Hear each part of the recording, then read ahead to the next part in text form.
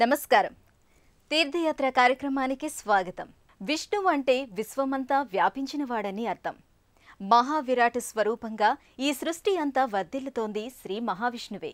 విశ్వధారునిగా, విశ్వపురుషునిగా, విశ్వాత్మునిగా శ్రీహరిని కీర్తిస్తారు.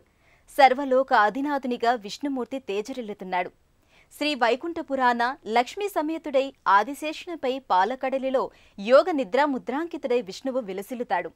అలాంటి శ్రీ లక్ష్మీపతి వైకుంఠనాథునిగా, అచ్చామూర్తిగా దర్శనమిచ్చే అద్భుత అపురూప దివ్యక్షేత్రం తమిళనాడు రాష్ట్రం శ్రీ వైకుంఠంలో విరాజిల్లుతున్న శ్రీ వైకుంఠనాథ స్వామి ఆలయం. ఈ విష్ణు క్షేత్ర విశేషాల్ని నేటి తీర్థయాత్రలో తిలకిద్దాం.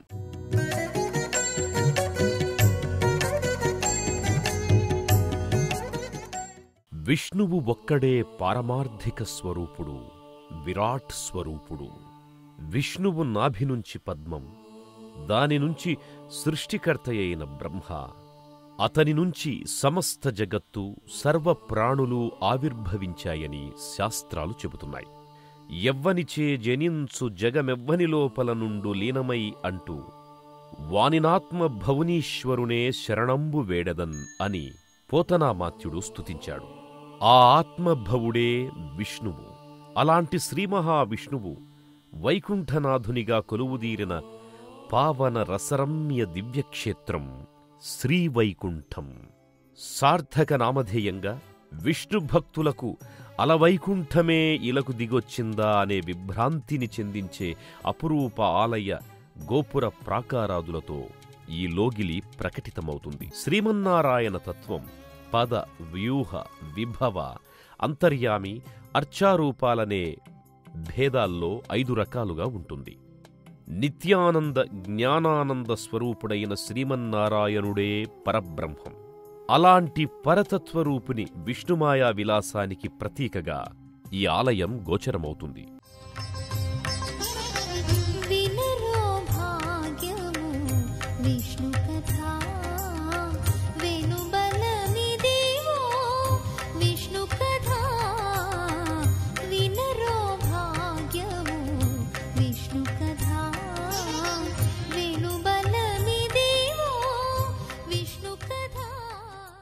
శ్రీ వైకుంఠ మహాక్షేత్ర వైకుంఠనాథ స్వామి పెరుమాళ్ కోవెల అద్భుత అపురూప శిల్పకళతో విలసిల్లుతోంది. 9వ శతాబ్దంలో పాండ్యరాజు వంశీయుడు వరగుణ పాండ్యన్ ఈ ఆలయాన్ని నిర్మింపజేశాడు. మధుర నాయక రాజులు ఈ ఆలయ ప్రాకార గోపురాదుల్ని ఇతోధికంగా అభివృద్ధి చేశారు. వైకుంఠంలోని వైకుంఠనాథ స్వామి ఆలయం అద్భుత శిల్పకళకు ఆలవాలం. చోళ, పాండ్యరాజుల శిల్పకళా సమ్మేళనం ఈ ఆలయ సముదాయంలో దర్శనమిస్తుంది. పాండ్యరాజుల నిర్మాణ శైలి, మధుర నాయకుల సువిశాల మంటపాల నిర్మాణ తీరు ఈ ఆలయంలో అడుగడుగునా గోచరమవుతాయి. ఎటు చూసినా ముగ్ధుల్ని చేసే శిల్పకళా సమాహారం పరిఢవిల్లుతుంటుంది. కఠోర శిలల్ని కర్పూర కళికలుగా, నవనీత ముద్దలుగా మార్చి వివిధ సుమనోహర ఆకృతుల్ని రసార్ణవ కళామయంగా మలచిన శిల్పుల రచనా చమత్కృతి అనవరతం అభినందనీయం. శ్రీ వైకుంఠ మహాక్షేత్ర వైకుంఠనాథ స్వామి పెరుమాళ్ కోవెల అద్భుత అపురూప శిల్పకళతో విలసిల్లుతోంది. 9వ శతాబ్దంలో పాండ్యరాజ వంశీయుడు వరగుణ పాండ్యన్ ఈ ఆలయాన్ని నిర్మింపజేశాడు.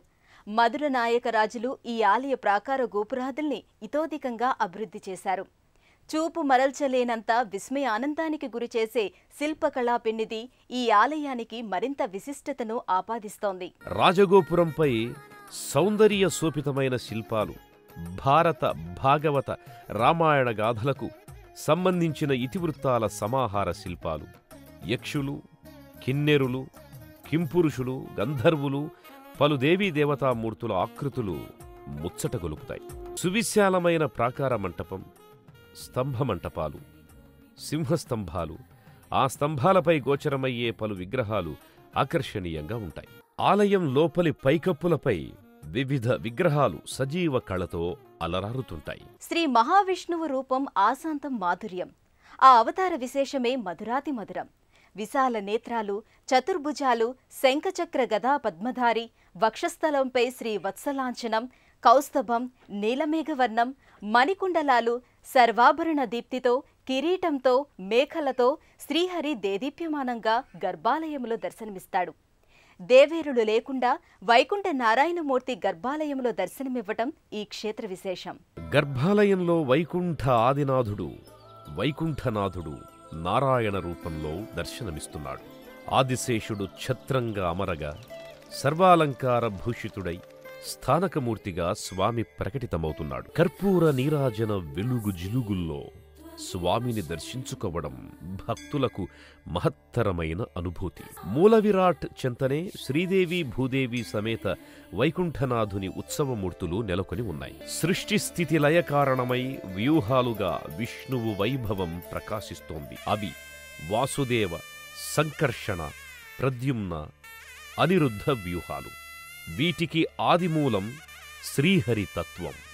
జ్ఞాన, ఐశ్వర్య, వీర, శక్తి, తేజస్సులనే గుణాలతో విష్ణు యశస్సు పరిపూర్ణతత్వంగా ప్రకాశిస్తోంది. బ్రహ్మ నుంచి వేదాలను అపహరించిన సోమకాసురుణ్ణి సంహరించిన విష్ణువు తిరిగి వైకుంఠానికి పయనమయ్యే రీతిలో స్వామి గర్భాలయంలో అర్చామూర్తిగా దివ్యానుగ్రహాన్ని ప్రకటిస్తాడు. 108 దివ్య దేశాలలో ఒకటిగా విఖ్యాతిగాంచిన ఈ క్షేత్ర వైభవాన్ని నమ్మళ్లవార్ విశేషంగా ప్రస్తుతించారు.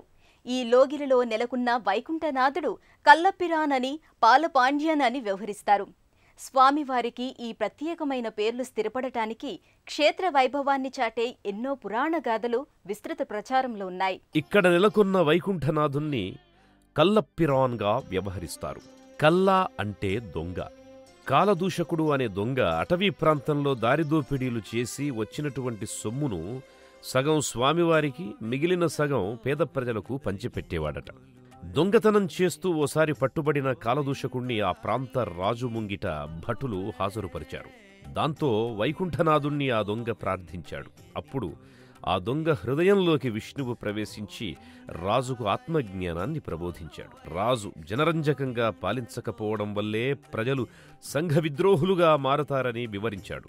దాంతో రాజులో పరివర్తన కలిగింది. ఆ దొంగలోనూ మార్పు గోచరమయ్యింది. రాజాస్థానంలో ఆ దొంగకు రాజు ఆశ్రయమిచ్చాడు. వీరపాండ్య కట్టబొమ్మన పరిపాలనా కాలంలో బ్రిటిష్ వారి నుంచి స్థానిక ప్రజలకు ఈ ఆలయం రక్షణగా నిలిచింది, వారికి ఆశ్రయమిచ్చింది. శ్రీరాముడు భృగుమహారాజుగా అవతరించాడని ప్రతీతి. రాముని అంశతో జన్మించిన భృగువు పేరిట ఈ క్షేత్రంలో భృగతీర్థం నెలకొని ఉంది. వైకుంఠం నాటి స్వామి సూర్యగ్రహతత్వానికి ప్రతీకగా, అందుకే ఆరోగ్యప్రదాయకునిగా స్వామి ఇక్కడ విఖ్యాతిగాంచాడు. శ్రీవైకుంఠంలోని వైకుంఠనాథ స్వామికి పాలపాండ్యన్ అనే పేరు కూడా ఉంది. సోమకాసుర వధ తరువాత బ్రహ్మకు తిరిగి వేదాలు అప్పగించిన స్వామివారు అంతర్ధానమై శిలామూర్తిగా భూగ్రహం చేరాడంటారు.